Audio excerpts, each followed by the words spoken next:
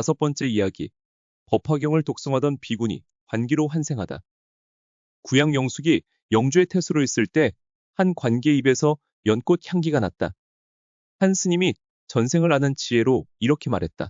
이 여인은 전생의 비군이었으며 30년 동안 법화경을 독송하였습니다.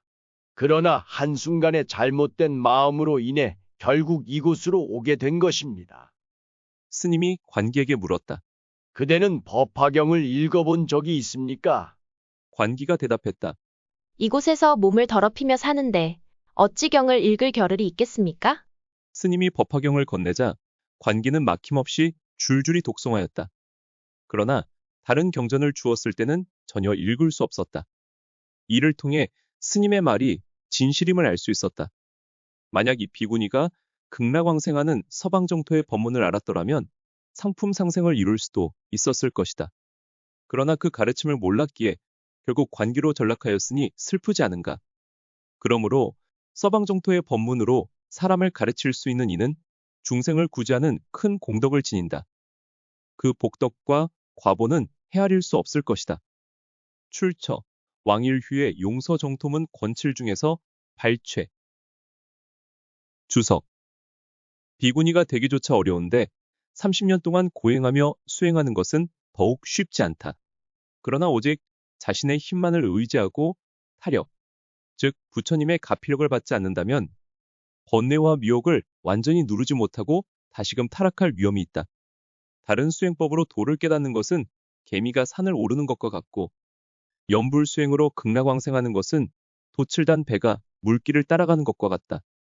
만약 극락에 태어나지 못한다면 여전히 사바세계에 머무를 뿐이지만 한번 서방정토에 태어나면 윤회의 고통에서 영원히 벗어나게 된다. 6번째 이야기. 염불하던 노파, 기이한 영험을 보이다. 원나라 지정경호년, 절서지방은 몇 년 동안 기근이 계속되었다. 항주성 안에는 굶어 죽은 시체들이 서로 겹쳐 쌓였고 관청에서는 마을 관리들에게 시체를 모아 육화탑 뒷산에 구덩이에 버리도록 명령했다. 그런데 한 노파의 시신은 열흘이 지나도 썩지 않았고 매일 다른 시체들 위에 떠 있는 듯했다.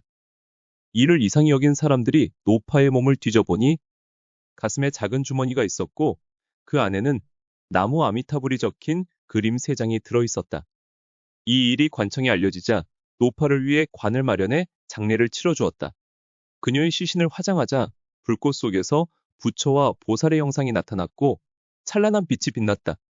이 기적을 본 사람들은 깊이 감동하여 염불을 수행하는 이들이 크게 늘어났다. 주석. 이 노파는 불교 교리나 수행법을 전혀 알지 못했지만 오직 나무 아미타불만을 염불하였다.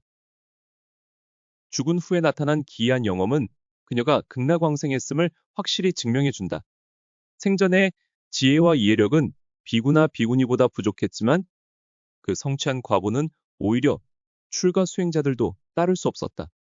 자력만으로는 윤회의 굴레를 벗어나기 어렵지만 아미타불을 염하는 것은 극락왕생의 쉬운 길이다. 그러므로 자신의 힘만 믿고 자만하다가 이 기회를 놓쳐서는 안 된다. 7번째 이야기. 최할머니의 개송, 혀가 연꽃처럼 남다. 출처, 사남잡록, 정토성 혈록에서 발췌. 송나라 동평지방에 양씨 가문의 유모였던 최할머니가 있었다.